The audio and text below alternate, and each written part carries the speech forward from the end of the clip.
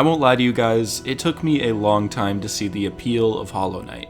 To give you a little background, Hollow Knight was one of those games that I had heard so much about from so many people saying it's one of the best games they have ever played. As you can imagine, all of the hype surrounding the game was one of the biggest reasons I gave it a try for myself about a year ago.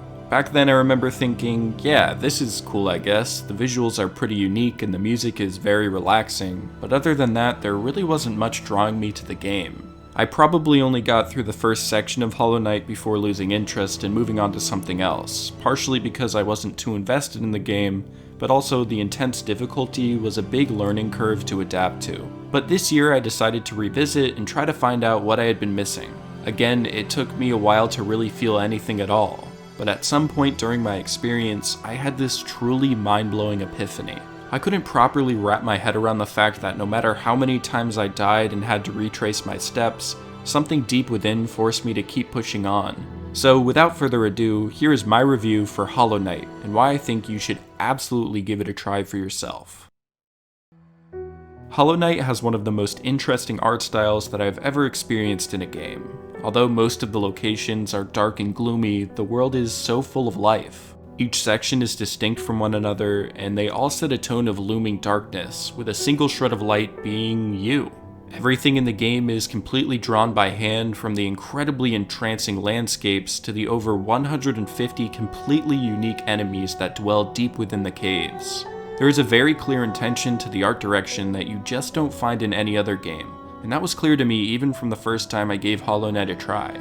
Whether or not you enjoy the Metroidvania style of gameplay, you really can't deny the utter beauty of the world that Team Cherry has created. The animations for your character's movement and the way the world reacts to him feels extremely fluid, especially for a side-scrolling game. Just running around and destroying the debris is such an unnecessary detail to the game that ends up making each location feel very dense and worthy of exploring every corner you come across. At first, traversing the world around you can be pretty confusing, and it's really easy to get lost. But as you continue your adventure further and further, you are sort of forced to learn the layout of the land without even realizing it. When you enter a new section of the game, there is so much information being thrown at you from different enemy types and platforming obstacles, but as you progress and return to these areas, you slowly start to learn them like the back of your hand. One of the biggest reasons for this is the intense difficulty. Say what you want about me, but this is easily the hardest game that I have had to complete. And that's saying a lot coming off of playing Sekiro earlier this year. Going back to the clear intention of Hollow Knight, I have never felt such importance in the challenge of a game like this before. I won't lie, there have been countless times playing Hollow Knight that I wanted to punch a hole through my TV screen, whether I was stuck on a difficult platforming section for hours or dying 20 times to the same boss over and over again. I won't go into details to avoid giving out spoilers, but there are some bosses in this game that made me want to rip my hair out. There are also save spots scattered around the world, so if you die during a tough boss battle, you have to retrace your steps all the way through the platforming sections all over again. I understand that for a lot of players this can sound like a negative thing, but every time you rerun a section of the world, not only are you learning the ins and outs of the map's layout, but you are also improving your own gameplay skills. The combat is very simple and easy to pick up. You have a small sword called a needle that can be swung in any direction, and there's also a lot of variety in the way you use it. For example, swinging your needle straight down can let you boost off of enemies to reach higher platforms, and swinging upward is a great way to take on airborne monsters. Being a Metroidvania game, there are also a lot of abilities you can pick up along the way, like wall jumping and speed dashing, that make enemy encounters and platforming feel much more fluid. Although there is a pretty substantial gap between unlocking these abilities, you always feel like it's the perfect amount of time to really learn the pros and cons of each power-up. Although each individual enemy is special in their own right, boss battles are really where this game shines the brightest. Every time you make an attempt to fight a boss, you learn something new about their moveset and fighting styles to make you just a bit more prepared for the next time you take them on. Every single boss is unique and memorable.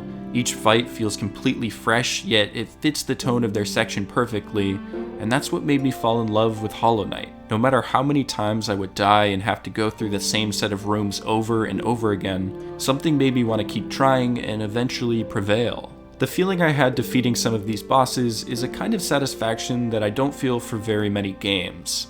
And there was something so addictive about the constant cycle of learning something new and honing your skills. So I get it now. Hollow Knight isn't loved by so many others just because it's popular to like this game. It's because you're taken on a journey that truly tests your drive to be something better. Although darkness shrouds this game like a deep, ominous cave, there's always this small gleam of hope that will keep you going, and the feeling you get from overcoming those challenges is more rewarding than you can possibly imagine. Thanks so much for watching my review. I really hope you enjoyed it. If you did, make sure to leave a like because it's actually a huge help. Consider subscribing to my channel for more gaming reviews weekly. I've been working on completing a lot of games recently, so stay tuned because there are tons of videos coming your way. As always, keep gaming to the fullest, and I'll catch you guys next time. Peace.